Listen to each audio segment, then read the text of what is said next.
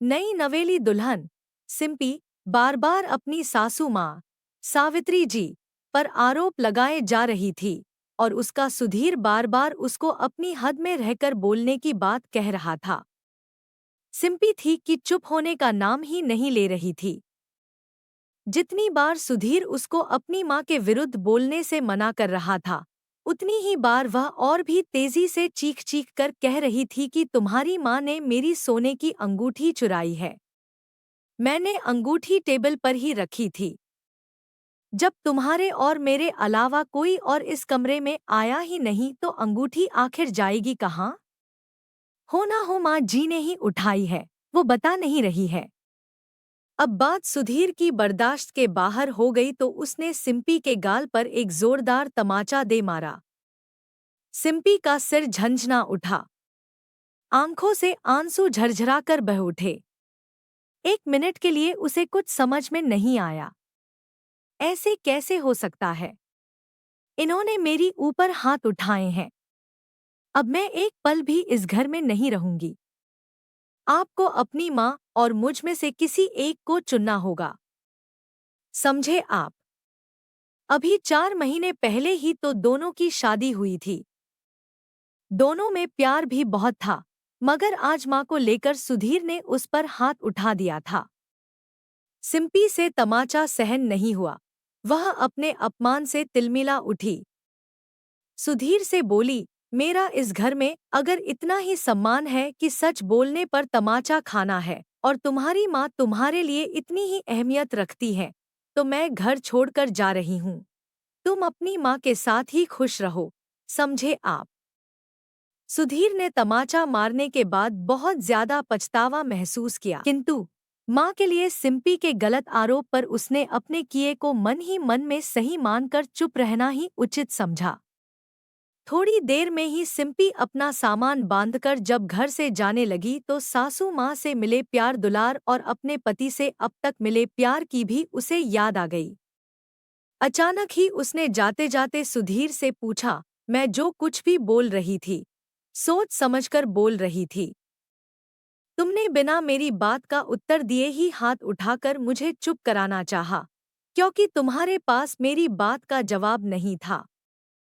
फिर भी मैं जानना चाहती हूँ कि आखिर तुमको अपनी माँ पर इतना विश्वास क्यों है, मुझे भी बताओ। और अभी मैं जानना चाहती हूँ। मैं घर छोड़कर जाने से पहले तुम्हारी माँ की सच्चाई जानना चाहती हूँ। आखिर क्या कारण है कि तुम अपने माँ पर हमसे ज्यादा विश्वास करते हो? तब सुधीर ने जो जवाब दिया, उस जवाब को दरवाजे के पीछे खड़ी होकर पति पत्नी की सारी बातें सुन रही माँ ने जब सुना तो उसका मन भर आया। उसकी आंखों से झरझर आंसू गिरने लगे। सुधीर ने सिंपी को बताया, जानना चाहती हो तो सुनो, मैं तुम्हें सब कुछ बताता हूँ। जब मैं छोटा था तब मेरे पिताजी गुजर गए थे। हमारे लिए खाना, कपड़ा और स्कूल की फीस के लिए कोई पैसे नहीं थे। माँ मोहल्ले के घरों में झाड़ू पोछा लगाकर जो कमा पाती थी, उससे बड़ी मुश्किल से पेट भरता था।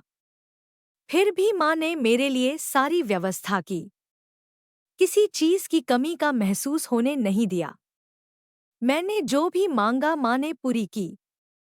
माँ एक खुराक खाना बनाकर एक थाली में मुझे परोस देती थी और खाली डिब्बे को ढककर रखकर कहती थी कि मेरी रोटियां इस डिब्बे में रखी हैं। बेटा तू पहले खा ले, मैं बाद में खा लूंगी। मुझे पता होता था कि मेरे सामने रखे खाने के अलावा कोई और खाना बचा ही नहीं है तो मैं भी हमेशा आधा खाना खाकर बाकी का जानबूझकर छोड़ देता था और कह देता था कि माँ मेरा पेट भर गया है, मुझे और नहीं खाना है। फिर माँ मेरे आगे से बचा हुआ खाना खा लेती थी। इस तरह हमारे और माँ का जीवन व्यतीत हुआ। इस तरह माँ ने मेरी जूठी बची थाली खाकर मुझे पाला पोसा और बड़ा किया है। और आज मैं 2 रोटी कमाने लायक हो गया हूँ, तो यह कैसे भूल सकता हूँ कि जिस माँ ने उस उम्र के पड़ाव पर अपनी सारी इच्छाओं को मारा है, वही माँ आज उम्र के इस पड़ाव पर तुम्हारी अंगूठी की चोरी करेगी क्या? तुम ही बताओ मुझे। यह तो मैं कभी सोच भी नहीं सकता। तुम तो केवल 4 महीने से मेरे साथ हो, जबकि मैंने तो अपनी माँ की तपस्या को पिछले 28 वर्षों से देखा है। बोलते हुए सुधीर का गला भर्रा गया और उसकी आंखों से आंसू टपकने लगे। यह सुनकर सिम्पी को बहुत पछतावा हुआ। सिम्पी अपना अपमान और अपने गाल पर लगा तमाचा अचानक भूलकर सुधीर को पकड़कर उसे शांत करने लगी और उसे पछतावा होने लगा। अरे यह मैंने क्या कर दिया? मैं अपनी सासू माँ का विश्वास तोड़ दिया है और अपने पति का भी। सिम्पी ने सुधीर से माफी मांगी। उधर दरवाजे के पीछे खड़ी माँ बेटे बहू की बातें सुनकर यह समझ नहीं पा रही थी कि बेटा उसकी आधी रोटी का कर्ज चुका रहा है या वह बेटे की आधी रोटी का कर्ज। तो दोस्तों, यह कहानी यहीं पर खत्म होती है। आप कमेंट करके बताएं कि आपने इस कहानी से क्या सीखी है। तो फ्रेंड्स, कैसी लगी हमारी आज के यह स्टोरी?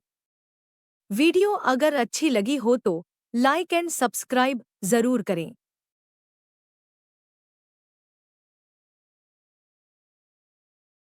आपका दिन शुभ हो।